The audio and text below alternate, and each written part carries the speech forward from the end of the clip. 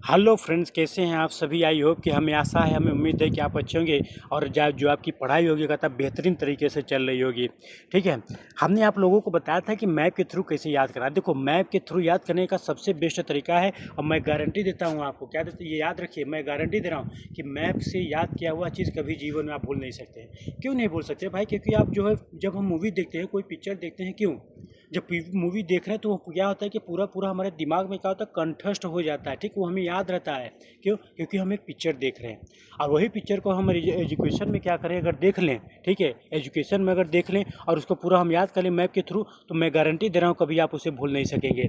ठीक है, हम नदियों के बारे में क्या करेंगे पूरा, ठीक है, एक मैपिंग के थ्रू जो क्या करेंगे, जल्दी से हम क्या करेंगे, एक रिवीजन के तौर पर नदी और उसकी सहायक नदियों के बारे में देख लेंगे, कौन कौन सी नदी सहायक नदी है। और इससे पहले कहेंगे कि आप हमारे चैनल को लाइक और सब्सक्राइब कर दीजिए ताकि हमें भी थोड़ी सी मोटिवेट मिलती रहे। ठीक है, क्या करना है, लाइक और सब्सक्राइब कर दीजिए ताकि हमें भी थोड़ी सी मोटिवेट मिलती रहे। एक चीज़ याद रखिए, जो ये हमारा है, ये किसी भी क्वेश्चन में, ठीक है, ये किसी भी एग्जाम में, चाहे वो हमारा पेट हो, कौन सा हो गया, अभी हमारा पेट भी आने वाला है। ठीक है, अभी हमारे क्या था, पेट भी आने वाला है। और उसके बाद क्या हो जाए, चाहे यूपीपीएससी हो जाए, कौन सा यूपीपीएससी हो जाए या यूपीएससी पेपर हो जाए, या वह जो वनडे एग्जाम होता है। ठीक है, वनडे एग्जाम में क्या होता है, वन लाइनर में क्या होता है, हमेशा तो कुछ क्वेश्चन पूछे जाते हैं, चाहे वो हमारा ये एसएससी के थ्रू हो जाए। तो कोई भी अगर होता है तो इसमें 100% मैं गारंटी दे रहा हूँ कि क्वेश्चन क्या होता है, पूछा भी है क्वेश्चन। ठीक है, हम चलते हैं जल्दी से नर्मदा नदी के। पहला हमारा है नर्मदा नदी। देखिए, नर्मदा नदी जानते हैं कहाँ से, अमरकंटक पहाड़ी से निकली हुई है। अब इसकी जो है, और कहाँ पर गिरती है, अरब सागर में। कहाँ पर गिरती है, ये हमारा अरब सागर। ठीक है, ये हमारा क्या है, अरेबियन सी में क्या होती है, गिर जाती है। ठीक है, अब हम इसके नदियों के बारे में देखते हैं। सबसे पहले देखेंगे दाहिने तट की। देखो, ये हमारा हिरन नदी, वारना नदी कौन सी है, ये हमारा कौन सी, वारना नदी, कोलार नदी, चोलर नदी और मांजरी। अब हम देखते हैं कौन सी बाएं तट की। बाएं तट की कौन सी है, थावर नदी। कौन सी है, थावर नदी, बंजर नदी, शेर नदी, शक्कर नदी, तवा नदी, सुक्ता नदी, कुंडा नदी और गोई नदी। ठीक है, ये है हमारा। इसको वीडियो को पॉज करके आप लोग क्या करेंगे, अच्छे से लिख लीजिए उसको। ठीक है, लिख कर एकदम अच्छे से याद कीजिए।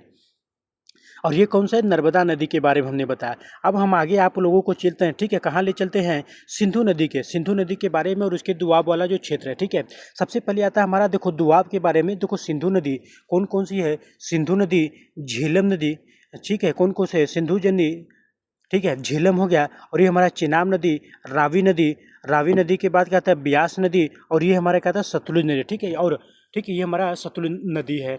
अब देखिए, इन दोनों के बीच में, देखो, दुआब का मतलब क्या होता है, दो नदियों के बीच का क्षेत्र होता है। कौन सा होता है, दो नदियों का जो बीच का क्षेत्र होता है उसे हम क्या बोलते हैं, दुआब कहते हैं। देखो, सिंधु और झेलम के सिंधु और झेलम के बीच में कौन सी जो दुआब बनी, उसको क्या नाम है, सिंध सागर दोआब। क्या नाम है, सिंध सागर दोआब।